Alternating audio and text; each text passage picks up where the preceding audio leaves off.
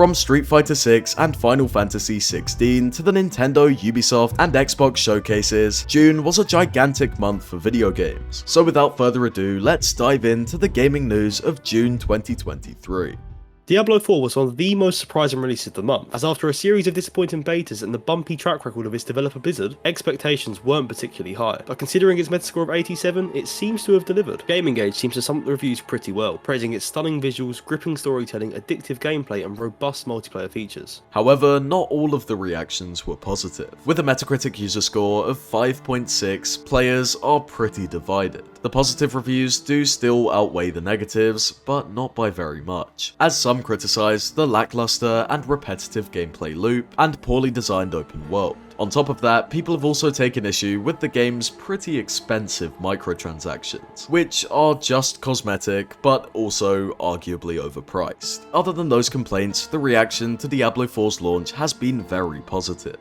Street Fighter VI was yet another massive hit for Capcom, marking their second game of this year to reach over 90 on Metacritic. Critics praised its massive amount of both single-player and multiplayer content, and as always, excellent fighting mechanics. I played the demo before the game release, and it was clear to see the improvements that had been made from the previous release. Both the gameplay and graphics were significantly upgraded, and although I didn't get to experience the whole game, it was clear that there's a lot of content on offer here. Final Fantasy XVI was arguably the biggest release of the month, and it seems to have mostly lived up to critics and user expectations, as proven by the 88 score it's received on Metacritic. It received praise for the beautiful open world and interesting story and characters. However, there were some complaints about its lacking side content and empty locations, but it clearly didn't impact the experience of many players.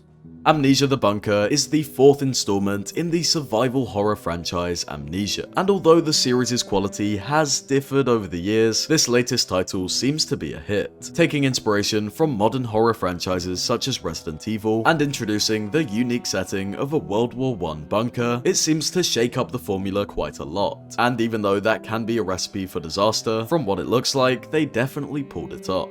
Critics had a mostly positive opinion of the game, with a 77 score on Metacritic. However, Steam user reviews were much more enthusiastic, with a 92% positive review score. Overall, it seems like a great addition to the franchise, and hopefully it paves the way for many future entries.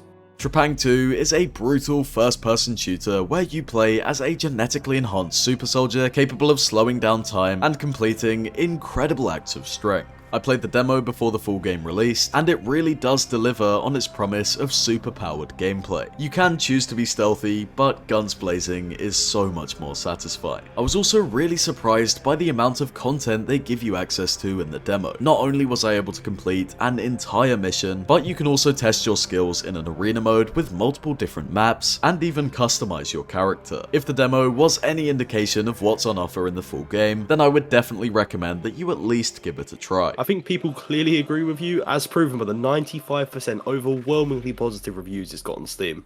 Published by none other than Atari, Pixel Rip 1978 is a nostalgia-fueled VR adventure that takes you through some of gaming's most defining moments. It sees you going inside of classic games such as Breakout to fix bugs and ensure the timeline functions properly, which is a really interesting concept, and it seems like they pulled it off. I haven't quite finished the game yet, and although I wasn't around for a lot of its references, I can still appreciate its masterful recreation of retro classics. Even the fictional titles they've created specifically for this game function very similarly to something you'd find released in the late 70s. I can really tell that they received some very helpful pointers from Atari in recreating that retro gaming feel. Another major VR release of this month was Budget Cuts Ultimate, a combination of the first and second games in the series improved and seamlessly connected for both the PlayStation VR 2 and Meta Quest 2. I completed it on the PSVR 2, and I think it took me about 6 hours. And even though the original Budget Cuts is quite a few years old now, I do think it still holds up. The interaction with the world is still impressive, and taking out robots with plates, mugs, and knives never stopped being fun. The story was also very well written and was helped by the seamless transition between the first and second game, making for a very coherent experience and a must-play VR title. I played it on the considerably less powerful Quest 2, but I still definitely enjoyed it. My favourite feature must be the combat. The sheer amount of satisfaction that I received from throwing a knife and landing it perfectly never got old, so I'd recommend this to anyone no matter what platform you're playing on. one. A bunch of gaming showcases took place throughout the month, with the Meta Showcase announcing the next generation of standalone VR headsets in the Quest 3, as well as its flagship title Asgard's Wrath 2. Then we also had the Ubisoft Showcase, which gave us a first look at the gameplay of the upcoming Avatar game, as well as the newly announced open world Star Wars game, Star Wars Outlaws. Nintendo also hosted one of their signature directs this month, where they announced Super Mario Bros. Wonder, Super Mario RPG, and Detective Pikachu Returns. Summer Games Fest also happened, but there really wasn't much to report. Mortal Kombat 1 looked good, and we did get a release date for Spider-Man 2, but other than that, it was pretty disappointing. And finally, arguably the best event of the bunch was the Xbox Showcase, which showed gameplay for Obsidian's upcoming RPG Avowed, Fable from Playground Games, Cyberpunk 2077 Phantom Liberty, and of course, Starfield.